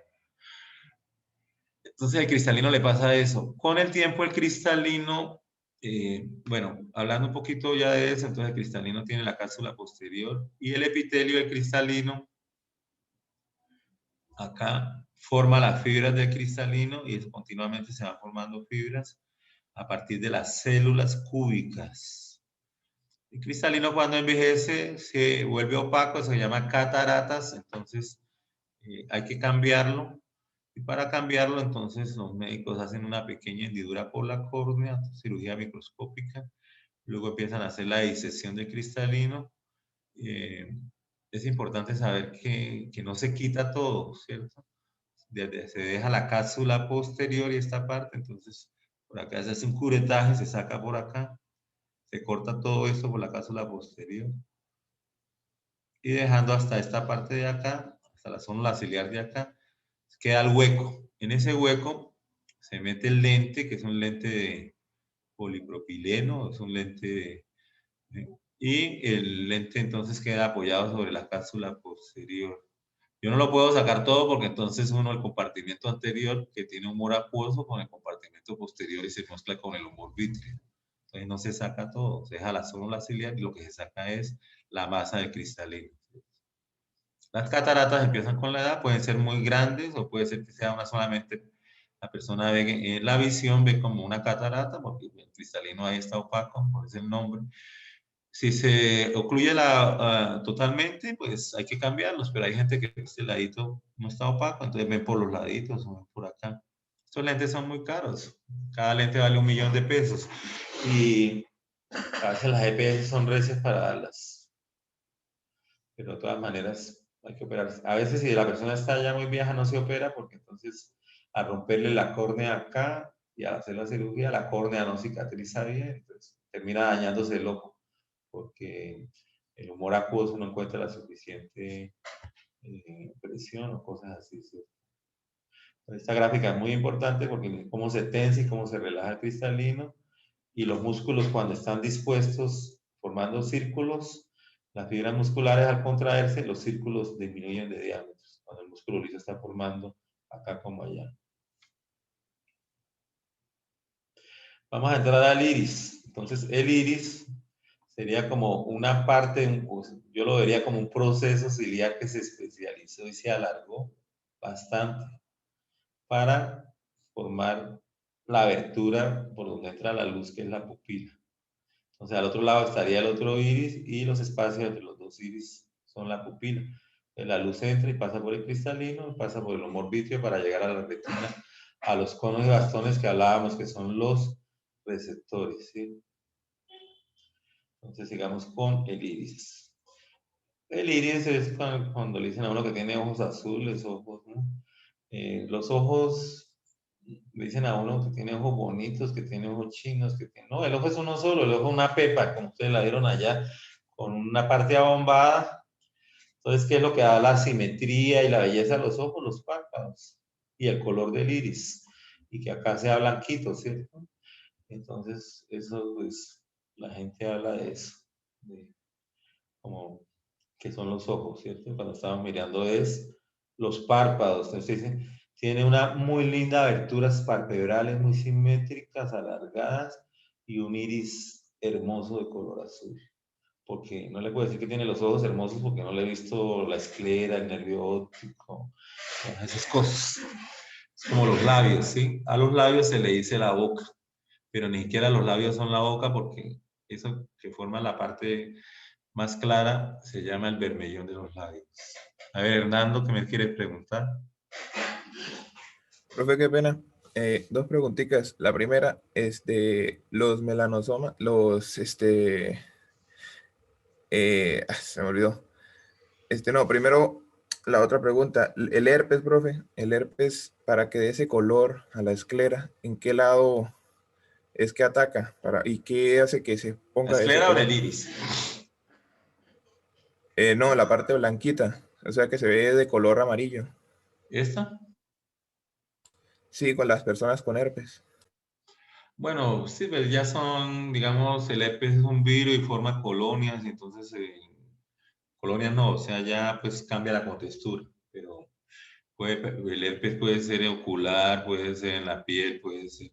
Cuando ustedes descubran que una persona tiene herpes, que se ve como unos granitos, como si estuviera quemadito, hay herpes genital, por eso hay que tener mucho cuidado con el sexo oral, porque el sexo oral te puede llevar a un herpes, una herpes en la cavidad oral o en los labios, ¿cierto?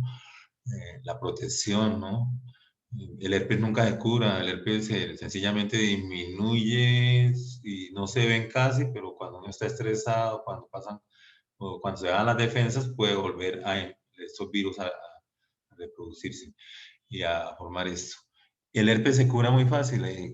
Aciclovir, pastillas de 800 miligramos, una cada 12 horas, y darle un antiinflamatorio. Entonces, usted le ve en culebrilla, que la gente llama eso culebrilla, atrévase con ese tratamiento que es muy efectivo. Antes las pastillas venían por 200 miligramos, entonces decían que tomara 4 pastillas cada 8 horas, entonces inventaron la de 800, porque tomarse 4 pastillas 4 horas. Generalmente tomar muchas pastillas, los pacientes, si no tienen educación como uno, pues, digamos, dejan de tomarlas o no saben, no comprenden las enfermedades. Uno de los peores es dejar de tomar las pastillas de la tensión arterial porque puede terminar en un accidente cerebrovascular en pocos días, porque la tensión arterial es necesario también tener un tensiómetro. Cuando tengan familiares o amigos hipertensos de edad o tíos, regálenle un tensiómetro electrónico para que se la vaya tomando todos los días. Es lo mejor.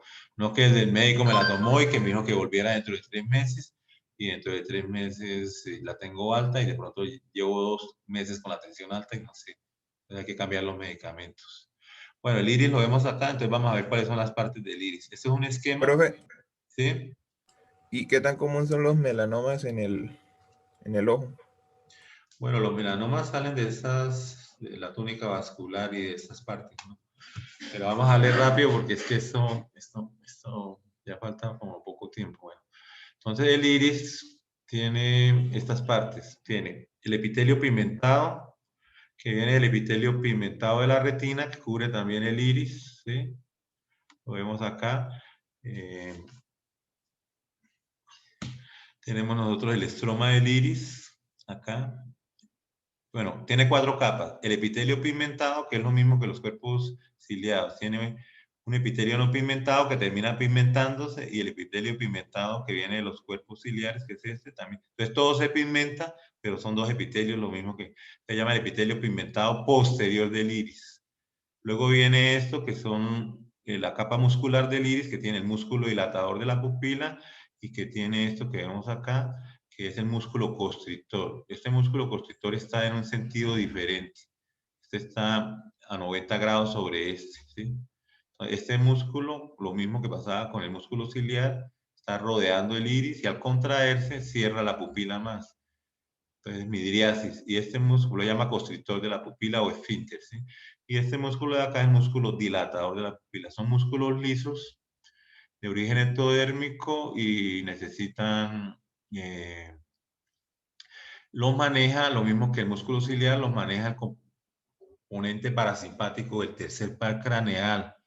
Entonces, tanto en el reflejo de la acomodación, que fue el que vimos, como el reflejo fotomotor, que es que la pupila reacciona a la luz. Si hay mucha luz, se cierra, si hay poca luz, se abre.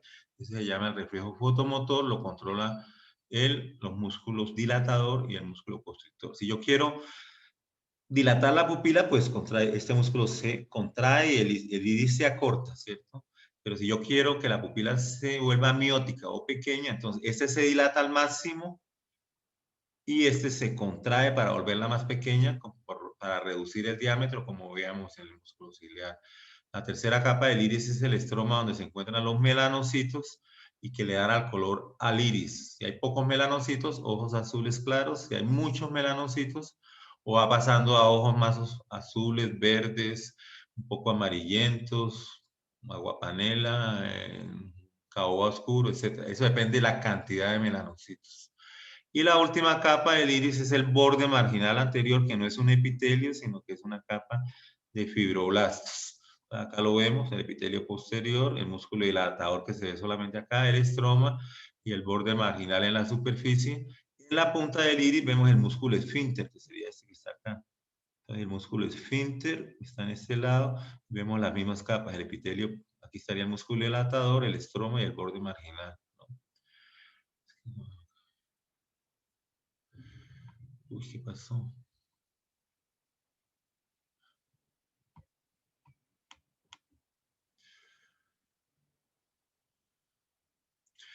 Ya saliendo de lo que se relaciona con el iris y la túnica, entonces vamos a ver la túnica nerviosa. Aquí estamos viendo la túnica vascular, esta es la esclerótica, la lámina de Fusca, la lámina supracoroidea, aquí pues la capa coriovascular, que la llaman, ¿no? Pues, otros nombres.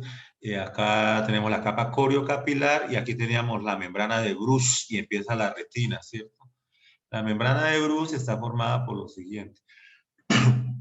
Esta sería la coroide, entonces tenemos que la coriocapilar sería esto, las células endoteliales, entonces la membrana de Bruch la forma. La membrana basal de las capilares de la coriocapilar, una zona externa de tejido colagenoso, una capa media de tejido elástico, una capa interna de tejido colagenoso y la membrana basal del epitelio pigmentado de la retina. Entonces, como esto pertenece a la retina y esto pertenece a la coroide, las membranas basales, y en el medio están las elásticas y las colágenas, esa es la membrana de Bruch. O sea, no se sabe si pertenece acá o acá, pertenece a ambas. La membrana de Bruch es, ¿no? Como dice ahí, la composición, y el EPR quiere decir el epitelio pigmentado de la retina. Ella, más que todo, de 2 a 4 micras, impermeabiliza que la túnica vascular no vaya a infiltrar líquidos hacia la retina porque la puede dañar, ¿cierto? Bueno, aquí vemos cuando la retina termina, esto es una gráfica también que vamos a dibujar, aquí termina la retina en la hora serrata y sigue lo que llama la retina ciega, que es la parte plana, es el epitelio pigmentado que queda nomás, aquí la retina no ve, y aquí hacia atrás está la retina fotosensible. También existe la retina central, que es la fóvea o la mácula, que es el punto de máxima agudeza visual. Entonces estamos observando acá la túnica vascular. Entonces por aquí quedaría la membrana de Bruch, que casi nunca se ve, y este sería la primera capa de la retina. Entonces, la primera capa de la retina se llama el epitelio pigmentado de la retina. Su función es absorber la luz que sobra y observar los pigmentos o la basura que se produce cuando nosotros estamos observando. Se produce basura porque los conos, al tener estas reacciones químicas, eso que reacciona ya pues es basura y hay que eliminarlo. Entonces el epitelio pigmentado de la retina tiene varias funciones, por lo menos fagocitar esos productos. Si no lo fagocita, se llena esto de basura y se llama retinitis pigmentaria, que puede llevar a la invidencia, ¿sí? Y también mantener estas células que están ahí, mantenerles su ambiente propicio y su soporte. Entonces, la primera capa es el epitelio pigmentado de la retina. La segunda capa es ese borde externo de los conos y bastones, se llama la capa de receptores. La tercera capa es que cuando terminan esos receptores se forman unas uniones ocluyentes, ¿no? Los conos y bastones van de acá hasta acá, ¿no? Pero forman varias capas. Entonces, receptores es esa parte que recibe, que tiene la rodosina, la osina y el retinal. Lo van a ver con el doctor Conde, cómo funciona eso. Entonces, la tercera capa es la membrana limitante externa. La cuarta capa es la capa de los núcleos de los conos y bastones, se llama la nuclear externa. Y esta información necesita transmitírsele a estas células de acá, que son la sexta capa, que son la capa de neuronas bipolares. Entonces, como esta es la cuarta y esta es la sexta, entre las dos está la quinta, que se llama la plexiforme externa. Esas 5 capas son externas.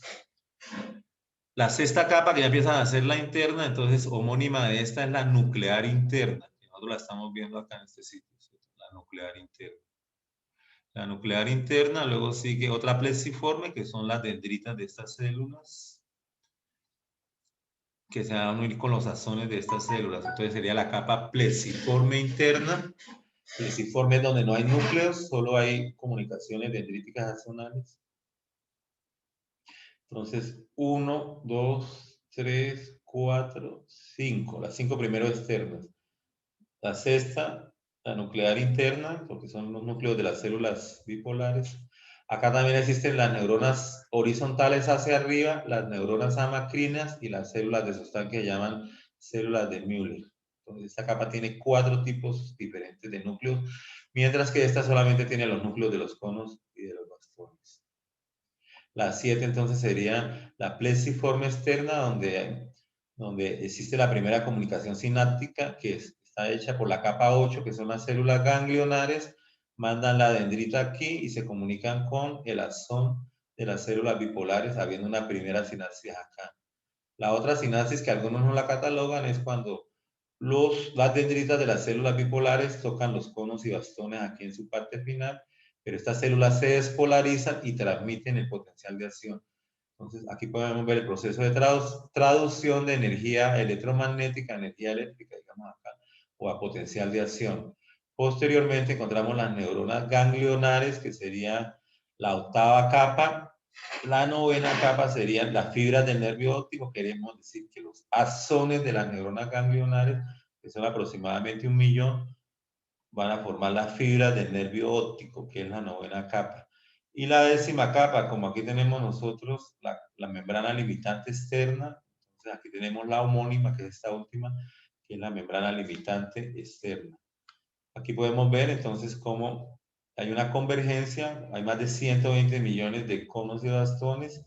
Aquí vemos cómo los conos y bastones le transmiten a las neuronas bipolares, que es la capa nucleares interna, entonces hay como una especie de sinapsis, algunos no creen que sea sinapsis porque tienen que ser entre dos neuronas, y las neuronas bipolares se comunican con las neuronas ganglionares a una sinapsis verdadera.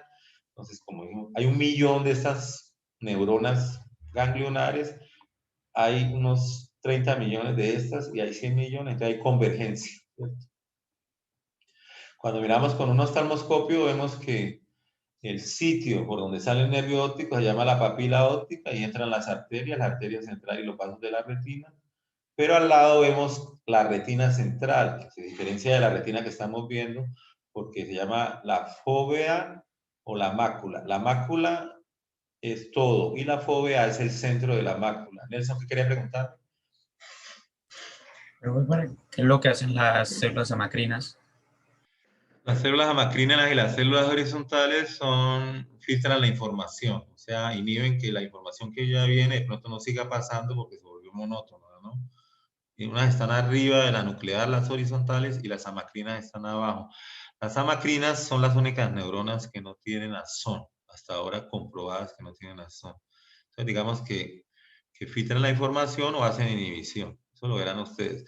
Aquí estamos viendo la mácula, entonces observamos que en la mácula, que es una excavación de la retina, solo vamos a encontrar nosotros que hay conos y que es el punto de máxima agudeza visual. La mácula sería desde acá hasta acá y la fóvea sería en la parte central. ¿Qué diferencia vemos aquí? Que aquí no hay convergencia. Aquí solamente hay, para ver de día hay conos y para ver con máxima agudeza visual se llama la retina central.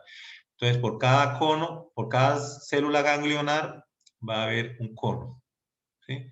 Y los conos son, dijimos, verdes, azules y rojos, ¿no?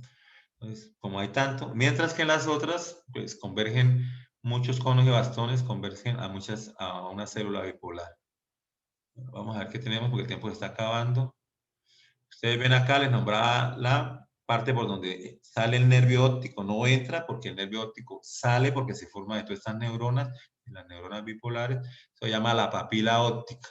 Y en la papila óptica vemos la salida del nervio óptico en corte longitudinal y vemos que la retina, aquí vemos las capas de la retina, ahí no hay retina, por eso también se le denomina punto ciego.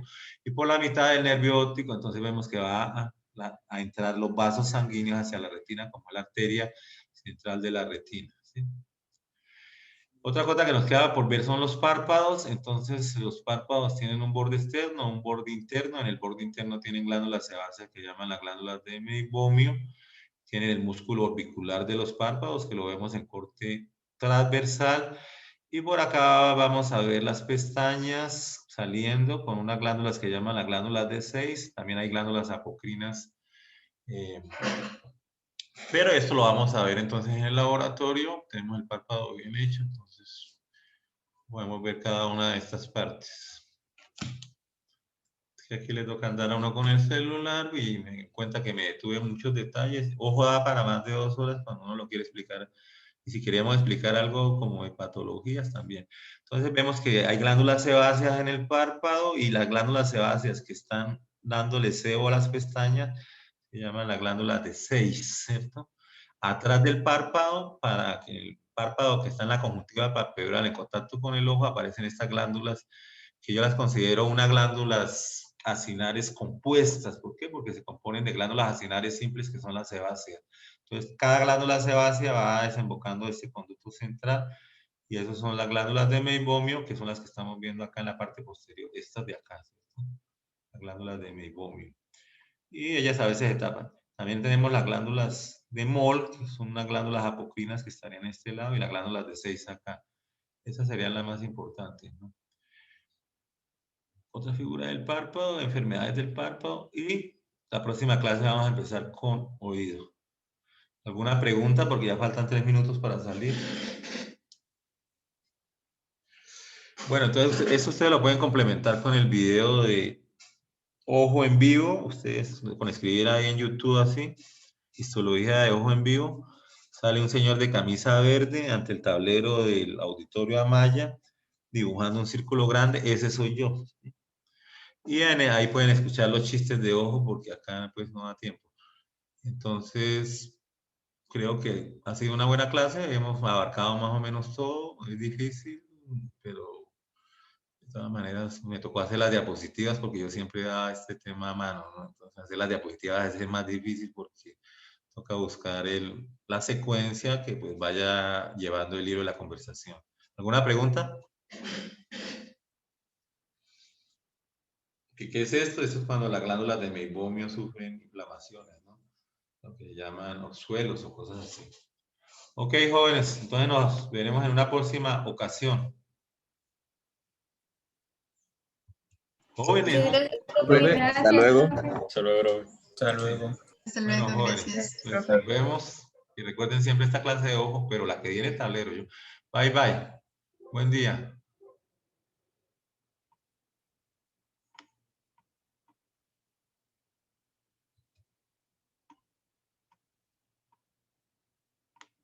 Chao, profe. Chao. Bye, bye.